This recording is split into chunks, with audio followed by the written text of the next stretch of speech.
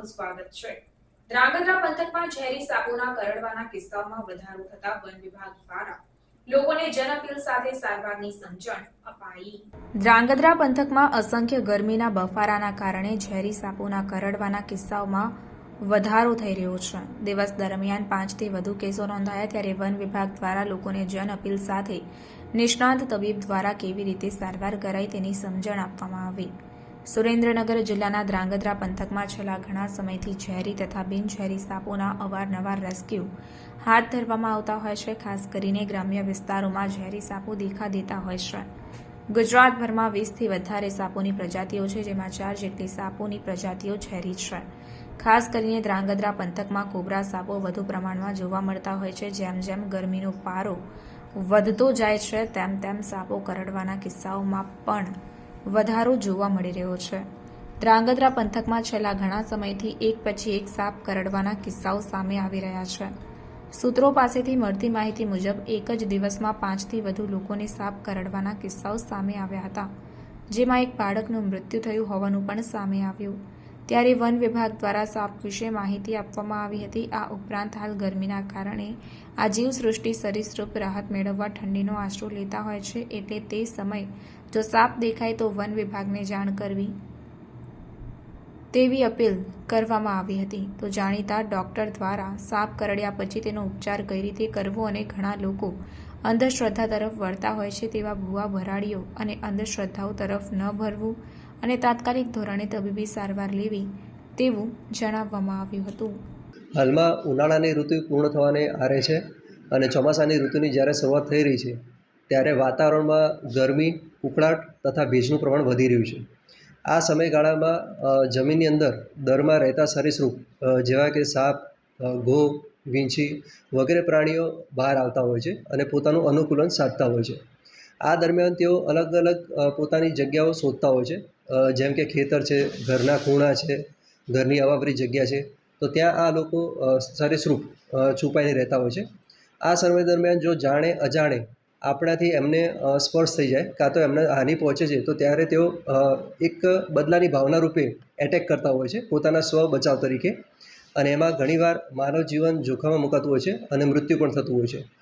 તો આ સમયે હું દરેક નાગરિકને એક અપીલ કરું છું કે કોઈ પણ અવાવરી જગ્યા હોય, ખેતરમાં, ઘરમાં કે એક બિનઉપયોગી જગ્યા હોય તો ત્યાં સાવચેતીપૂર્વક જવું, પૂરતા અજવાળું હોય તો જ ત્યાં કામ કરવું, અંધારામાં કોઈ કામ કરવું નહીં, ટોર્ચ વગેરે સાધનોનો ઉપયોગ કરવો, અને અજાણતાવશ અગર કોઈ સર્પ કે બીજું કોઈ પ્રાણી બાઇટ કરે છે કે ડંખ કરે છે તો અંધશ્રદ્ધા કે એમાં પડવું નહીં, કોઈ ઘરેલું ઉપચાર કરવાની, તાત્કાલિક દવાખાને પહોંચવું અને જે એની પ્રોટોકોલ હોય છે એ પ્રમાણે એની સારવાર કરવી।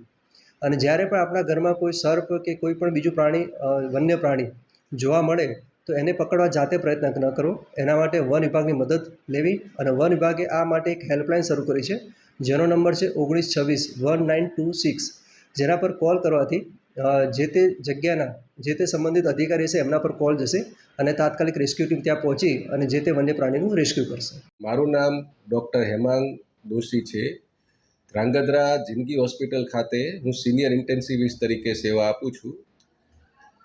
હવે ખાસ અત્યારના તબક્કે આપણે એના માટે આ માહિતી આપી રહ્યા છીએ કે જૂન મહિનાથી લઈને ડિસેમ્બર મહિનાનો ગાળો એવો હોય છે 3 થી 4 મહિનાનો કે જે દરમિયાન મેક્સિમમ સર્પ જમીનમાંથી બહાર નીકળતા હોય છે, એટલે સર્પ ડંસના કેસો ખૂબ વધારે પડતા આવે છે, જે અમે 25 વર્ષમાં જોયું છે અને અનુભવ્યું છે।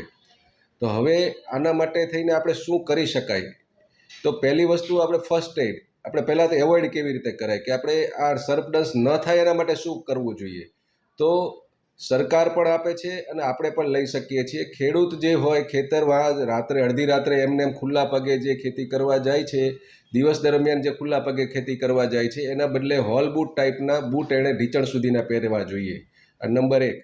આ કર્યું હોય તો સૌથી સારું, ન કર્યું હોય અને સર્પ ડંસ થાય તો શું કરવું કે પ્રાથમિક તબક્કે એમણે જે જગ્યાએ સર્પના ઘા હોય તે જગ્યાએ એણે ડેટોલ અથવા તો સાબુ જે પણ અવેલેબલ હોય અને ચોખ્ખા પાણીથી એને સાફ કરી નાખવાનો ઘાને, અને જે ઘા લાગ્યો હોય એનાથી અડધો ફૂટ ઉપર અંતરે એક એને પાટો મારી દેવાનો, અને પાટો એવી રીતે મારવાનો કે એક આંગળ અંદર ખુલ્લો રહી શકે, એટલો બધો ટાઈટ નહીં મારવાનો કે હૃદયમાં ટોટલ એનું પરિભ્રમણ જ ન થાય, એટલે એક આંગળ ખુલ્લો જાય એટલો એને પાટો એને ટાઈટ મારવાનો છે.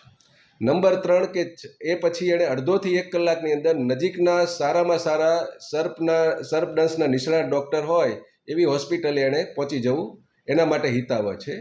બીજી વસ્તુ, ડૉક્ટરોથી ડરવાની જરૂર નથી કે હોસ્પિટલોથી ડરવાની જરૂર નથી, કારણ કે આપણા દેશમાં, એમાં આપણા રાજ્યોમાં 20 જેટલા સર્પ છે, એમાં ફક્ત 4 જેટલા સર્પ ઝેરી છે. સમજો, ફક્ત 4 જેટલા જ સર્પ ઝેરી છે, એટલે 25% જ સર્પ ઝેરી છે.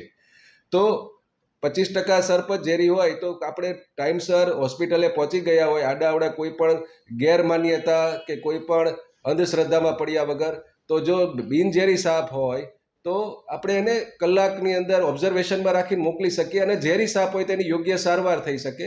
અમારા આટલા વર્ષોના અનુભવ એવું કહેવા અમને લાગે છે કે જો કોઈ દર્દી જીવતું અહીંયા આવેલું હોય અથવા શ્વાસ ચાલુ હોય તો આપણે એને 95 થી 98% કેસમાં યોગ્ય સારવાર આપીને સારી રીતે જીવ બચાવીને દર્દીને આપણે ઘરે પાછો મોકલી શકાય છે.